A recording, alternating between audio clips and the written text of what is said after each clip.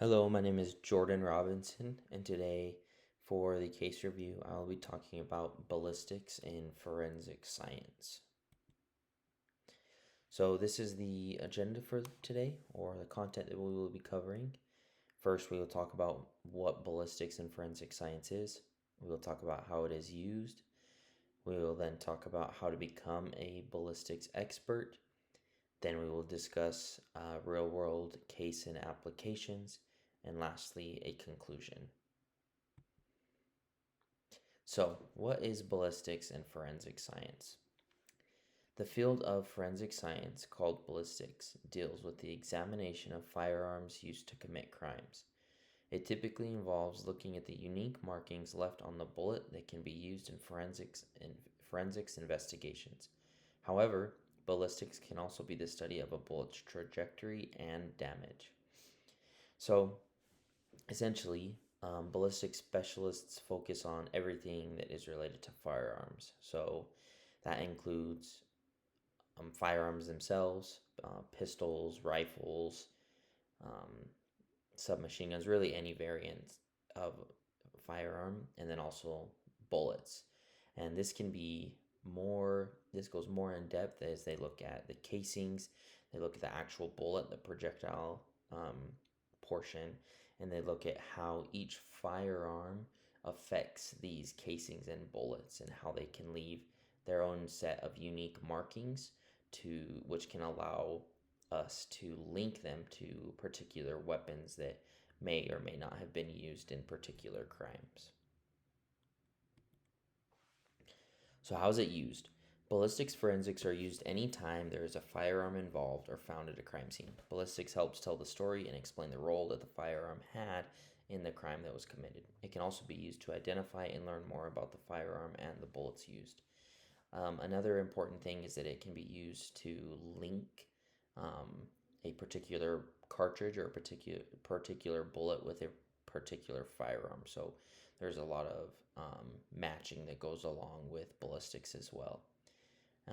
This quote says there are currently three categories of ballistics: internal, external, and terminal. Internal ballistics examines the bullet's path from when the trigger is pulled to the point when the bullet reaches the end of the gun barrel. External ballistics depicts the flight of the bullet through the air. And finally, terminal ballistics evaluates the bullet's behavior once it meets its target. So just to go over these really quick, internal ballistics is talking about what happens with the bullet and the cartridge in the gun as soon as it is fired until it reaches the end of the barrel. Essentially, this is where you're going to look. This is where you would find your significant markings, such as your ejection markings, the markings that are made by the breech face and also by the firing pin. That would all be in internal ballistics. External ballistics is the flight of the bullet through the air. So this is going to be looking at how far the shooter was from the victim or from the potential victim. This can be what type of firearm, if there's a certain ratio, depending on how far away they are, different things like this. And then terminal ballistics is what does the bullet do once it meets its target. So there are different kinds of ammunition, such as full metal jacket rounds and hollow points. Your full metal jacket rounds are going to go through, they're going to have better penetration, where your hollow points are going to hit and expand and kind of leave a bigger hole, if that makes sense. So these are all things that you would look at and discuss in terminal ballistics. Okay, we're gonna watch this quick video here. Are you intrigued by how crimes are solved? Today, we're cracking open the secrets of bullet analysis. When a gun is fired, the bullet is launched down the barrel, picking up unique marks from the gun's rifling. These marks are like the bullet's fingerprints. At a crime scene, investigators collect these bullets and compare them to test shots fired from suspect weapons. Using a comparison microscope, they look for matching striations, those tiny, unique grooves. If the marks line up, it's a match. This process helps link a bullet to a specific gun, which can be crucial in solving a crime. But that's not all. Ballistics experts also studied the bullet's trajectory to figure out where the shooter was standing. By analyzing the angles and impact points, they can recreate the crime scene. So, the next time you watch a crime show, remember, those tiny marks on a bullet can crack the case wide open. Stay curious, crime enthusiasts. Are you intrigued by how... Okay, so yeah, that video I really liked. I thought it did a really good job of just kind of explaining um, a little more in depth what a ballistics expert would do. As it mentioned, it talks about the unique markings that each firearm leaves on a cartridge and on a round. It likened it to a fingerprint, which is really interesting. I think it's important. That's an important aspect of ballistics, is to understand that each firearm is going to interact with a cartridge differently. It also talked about the trajectory and the angles of where the shooter would be, and it allows forensic scientists to recreate the crime scene, which is very important as well. Okay, so very quickly, we'll talk about how to become a ballistics expert. First, you need a bachelor's degree, 4-year degree. Could be in really anything, but they say the fields to focus on would be forensics, criminal justice, biology, chemistry, physics, or engineering. So more like science-based degrees, and then specialized on-job training. So it would be important for people um, to have a job where they'll actually be able to do, and that's where most of the learning will come from. Um, it recommended getting your foot in the door as a lab technician at a forensic lab. That is a great way to start to learn. And then some employers will have on the job training, or they will sponsor somebody to go to a training such as the National Firearms Examiner Academy. And then there is a certification that you can get. It's the Association of Firearm and Tool Market Examiner certification.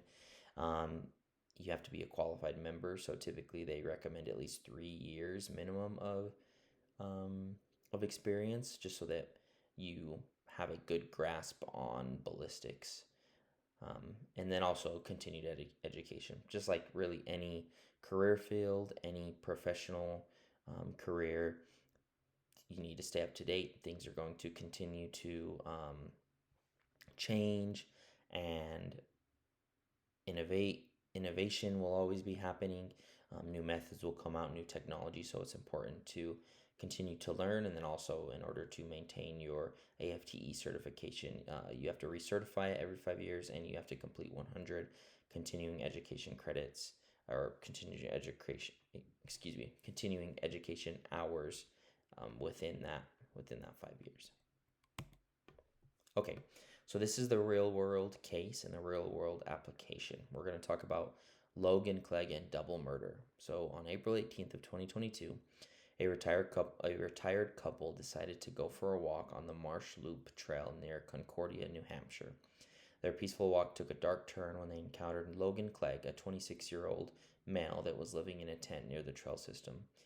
Many people had described him as clean-shaven, neat in appearance, and unfriendly to others. When Clegg encountered the couple, he decided to murder them by shooting them with a 9mm Glock 17. He then dragged their bodies from the trail into the woods in an attempt to hide them. He also burned his campsite and fled the scene, leaving to Vermont. However, multiple firearm casings from the shooting were located at the crime scene. The detectives used multiple methods to identify who Logan Clegg was. They found over 115 propane tanks and various other camping supplies in the aftermath of the burnt area or campsite. They then looked at various stores in the area and the purchase history of the stores, and were able to link the purchase history to various credit cards under Logan Clegg's alias. They were then able to link those cards to an online purchase under Clegg's real name. They then found that Clegg had purchased a bus ticket from Boston to Burlington. They were able to find him and then apprehend him in a public library in Vermont. So essentially, Logan Clegg, living out in the woods, a retired couple that actually spent a lot of time doing humanitarian aid, decided to go on a walk, go on a hike through this Marsh Loop Trail, and they were murdered. They were gunned down. At the time, they did not know that it was Logan Clegg. However, there were casings that were left from the pistol from the 9mm bullets. and they were retrieved. And so they and also with the body they were able to identify in the the method of um, murder, how the individuals were murdered. And they then found, as after searching the area, found the campsite and found that it was burned down. Um, Obviously, Logan Clegg left in a hurry, and so he wasn't able to clean everything up. And there were lots of camping supplies, lots of propane tanks. So the detectives decided to look at purchase history in the area. They were able to link most of the propane tanks to a nearby Walmart, and that is how they linked the excuse me, they linked the credit cards to the purchases of the items that they had found. Um, Logan Clegg was going under an alias, but when they looked up the purchase history of the other credit cards, they were able to find an online purchase where Logan actually used his real name, and that was how they found him as the primary suspect. As they continued to look through his purchase history, they found that he had um, booked a well, excuse me, not booked, but he had purchased a ticket on a Greyhound bus and fled from Boston to Burlington, and that is where they found him in Vermont. Okay, so how was ballistics vital in this case? So once Clegg was found, evidence was still needed to further prove that he committed the crime. Right? They knew that there were a lot of things pointing to him, but again, it has to be proven beyond a reasonable doubt. So when he was found, he had a Glock 17 in his possession. This was the most damning evidence, and it came from a ballistics specialist that was able to match the cartridges found at the crime scene to the cartridges that would be fired from a Glock 17. So there were two main methods that were used to link the found casings to the firearm found on Clegg's person. These two ballistic methods that were used to link Clegg's weapon to the murder weapon were by identifying breech face and firing pin marks and extractor/ejector marks. When a semi-auto pistol fires, its breech face and firing pin imprint unique microscopic marks on the cartridge. Kind of like the video said, these are the fingerprints of the gun that are left on the cartridge. In Clegg's case, forensic examiner Jill Theriault compared shell casings from the trail with test casings from Clegg's Glock. She observed identical class characteristics, shape and caliber, and individual characteristics, striations and piercings linking both. The extractor and ejector mechanisms within the firearm further leave distinctive marks. These were also present and consistent between the test and crime scene casings, reinforcing the match. So if you look over here at this picture here, this is the casing. If you're not familiar with a bullet, the bullet is actually the projectile. It's the part that would hit the person or the target that you're shooting at. The casing houses the bullet, but it also houses gunpowder. And then you have the primer here at the bottom, which the firing pin strikes, causes that primer to ignite or explode. It's like a small, or excuse me, ignite, which causes the powder to explode, which then causes the projectile or the bullet to be fired from the casing and fired from the weapon. So as you look here, this is just kind of a diagram. All of these different marks are due to the firearm. As the video said, quoted again, they're like the firearm's fingerprints. So each firearm is going to slightly differ in the marks that it leaves. It's a very microscopic. This is an analysis that would be done under a microscope, and you could compare it to other casings, that were used in the same pistol. Which in this case, once they seized Logan Clegg's Glock, they performed a test shooting, took those casings and compared them to the casings that were found at the crime scene. So as you see here, we have the firing pin scrape mark, which is also the breech face. So this is going to be unique to the firearm. And then you have the ejector marks and the extractor marks. So the extractor, when the bullet is fired and the pistol cycles to reload, the extractor is actually the part that holds on to the casing and then brings it back, and the ejector is what helps the casing, be ejected from the pistol, and then the new round would be loaded. So as this happens, think of it as, I guess, as a machine in a way, as a piston, where the explosion occurs once the pistol is fired, causing the slide to cycle back.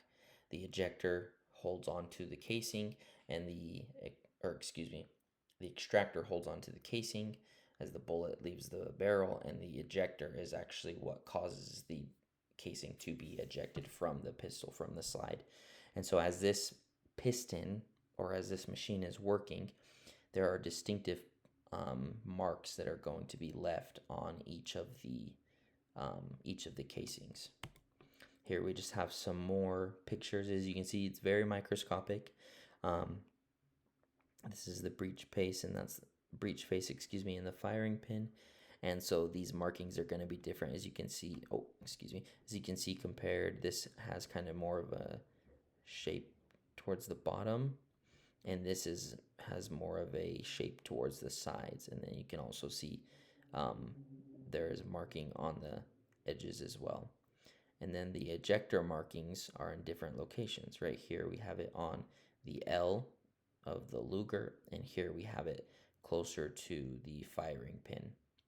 And as you can see, it's hard to see, but there are even more markings, and as you get into a deeper microscopic level, you're going to be able to see those better. And then here just kind of shows some more ejection markings and extractor markings as well. You can see there's a dent right here. It just is a side view of the dent, and then there's a scratch as well right here from the ejection. So the ballistics specialist was able to take the casings from the crime scene and the casings from the tests that they used after they obtained Logan Clegg's Glock and compare them, and there was enough evidence to show that they were the same, and it was in fact Logan Clegg that used the weapon. So, in conclusion, ballistics is a very important component of forensic science. It is a discipline that can be used at the macro and microscopic level. It is a career field that is achievable and fulfilling. As explained in the case of Logan Clegg, ballistic specialists can play major roles in matching evidence found at a crime scene to the defendant or to the true attacker. I think overall, especially in this particular case, the most important aspect of the case was the fact that they were able to use a ballistics specialist. They were able to find casings at the crime scene, obtain Logan Clegg's pistol, test it, and then compare the casings to each other. That was the most important aspect of the investigation of the trial, and ultimately led to um, bringing the justice to that couple that Logan Clegg murdered. Alrighty, thank you, and here are my references. Thank you very much.